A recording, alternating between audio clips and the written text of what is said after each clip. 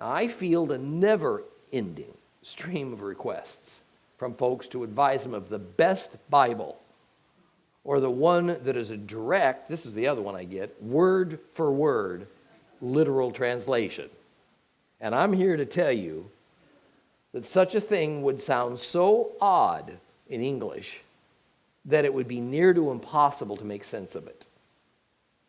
The grammatical structures of Hebrew and Greek don't have precise one-to-one English equivalents.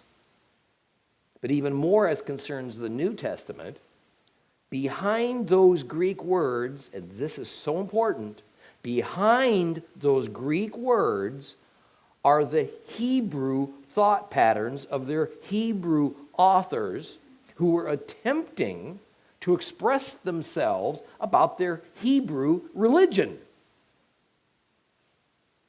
But because, as in Paul's case, the writers were usually sending their letters to Greek speakers in the diaspora, they couldn't use their Hebrew language to express themselves.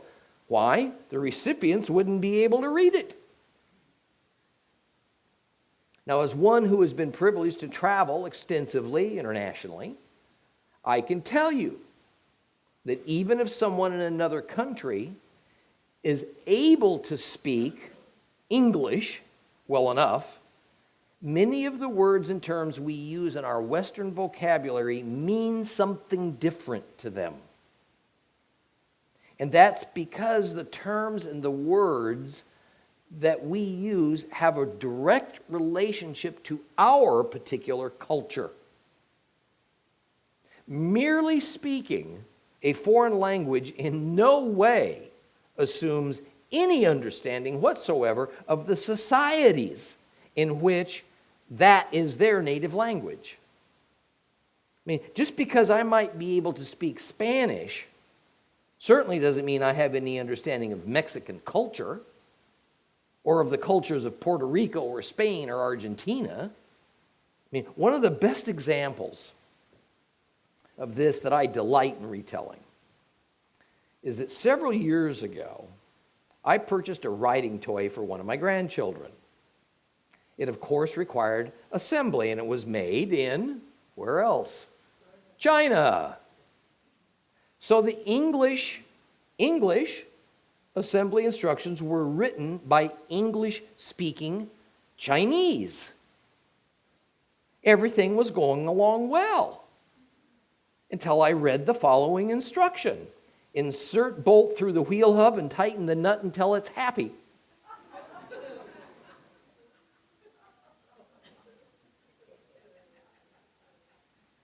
Happy? How am I supposed to know when the nut's happy?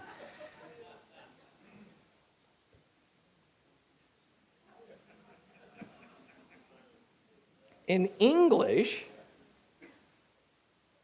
the term happy is reserved as an expression of emotion.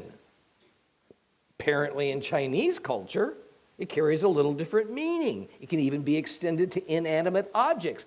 It more means to make something or maybe someone right or functioning in harmony.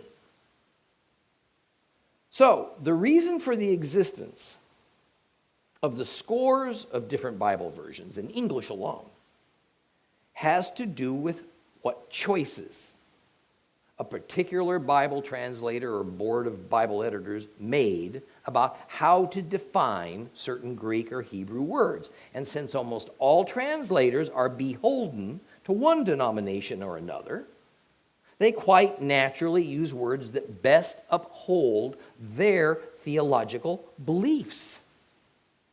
And believe me, some Bibles are translated by atheists. That may come as a surprise, but it's true. The complete Jewish Bible is no different. So why do I use it? Because it reads so well when spoken out loud, and because it inserts some words and names in Hebrew to constantly remind us the Bible is a Hebrew document from Genesis to Revelation. That's why I use it. Now, although it's a helpful tool, the complete Jewish Bible is not the greatest study Bible. The best solution for most students of God's Word is to use a variety of Bibles, with the complete Jewish Bible as just one of them. On paper, one of the better technical translations is the King James Version. But the problem with it is that it uses an antiquated dialect of English that was spoken 500 years ago. And so many of the English words used in the the King James Version had a very different meaning then than it does for us who use modern English.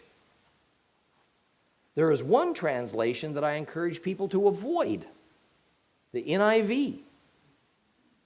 It is clearly an agenda-driven Bible that will add or delete words and phrases and portions of verses to assure that its particular humanistic worldview is put forward.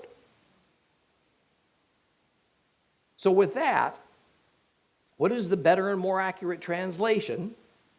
We started all this of Romans 1:17 than the complete Jewish Bible. We find it in the English Standard Version, the ESV, and it is spoken essentially this same way in many other familiar English Bible versions. And listen carefully to this, for in it the righteousness of God is revealed from faith to faith, as it is written, the righteous shall live by faith.